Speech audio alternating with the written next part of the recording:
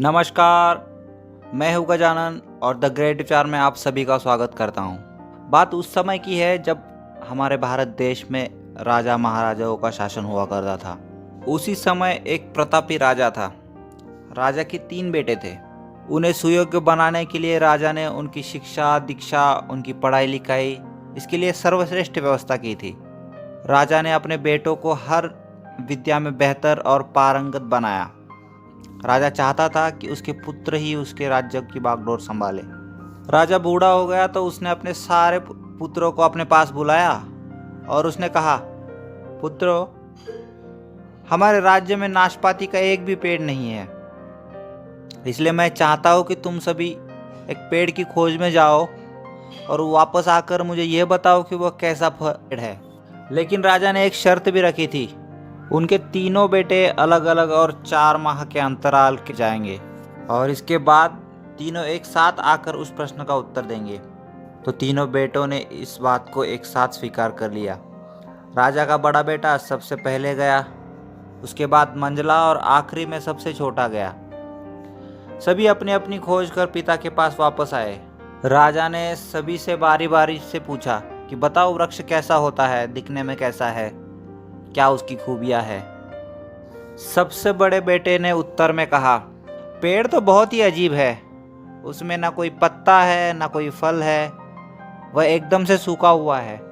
यह बात सुनकर तुरंत ही मंझले बेटे ने कहा, नहीं तो वृक्ष तो बहुत हरा भरा होता है, लेकिन उसमें फल नहीं लगते हैं, यह मैंने देखा हुआ है, बस यही एक बड़ी कमी है। यह बात सुनकर तुरंत ही सबसे छोटा बेटा बोला, मेरे दोनों बड़े भाई अन्य किसी वृक्ष के बारे में बात कर रहे हैं, हो सकता है कि वह किसी और वृक्ष को देखकर आ गए हैं। नाशपाती का पेड़ तो हरा भरा होता है, फलों से लदा हुआ है, उसके पन्ने हरे भरे हुए हैं, मैंने खुद देखा है। तीनों बेटे अपनी अपनी बात पर अड़ गए। तब उनके पिता ने कहा कि जो तुमने देखा वो सही मानो, वास्तव में वही सत्य है।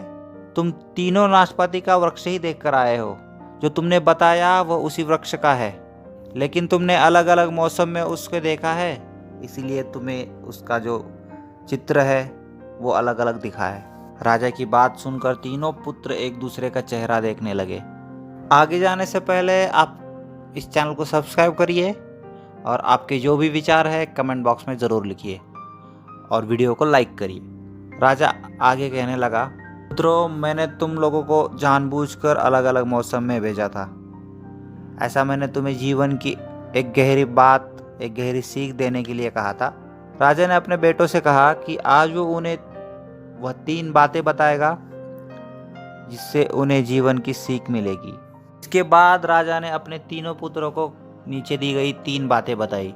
पहली बात, किसी भी चीज़ को एक ही बार में देखकर या उसकी जांच करके उसके बारे में पूरी जानकारी प्राप्त करना मुश्किल है या नहीं हो पाती।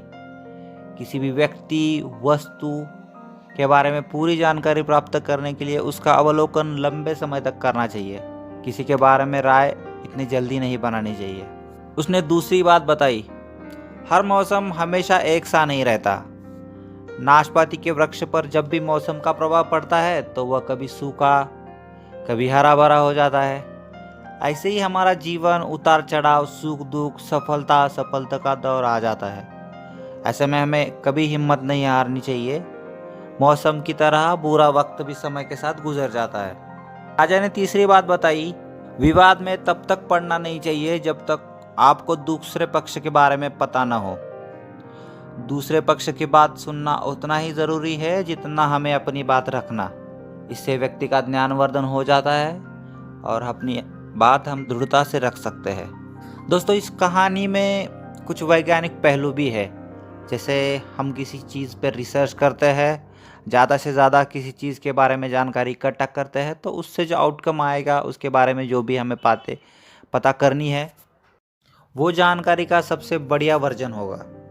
उसी तरह हमारी लाइफ में कभी सफलता कभी असफलता आ सकती है, तो हमें हार नहीं माननी है और बिना डरे असफलता को फेस करना है, तभी हम अपने जीवन में सफल हो सकते हैं। और तीसरी बात उन्होंने ये कही है कि हम जब भी अपनी बात किसी फोरम पर रखेंगे, किसी मंच पर रखेंगे, तो हमें पूरी तरह से तैयार होके जाना चाहिए, क्योंकि जो अगला बंदा आपकी बात काटेगा या फिर आपके बात में कोई प्रश्न पूछेगा, तो आपको आना चाहिए उस प्रश्न का उत्तर देना।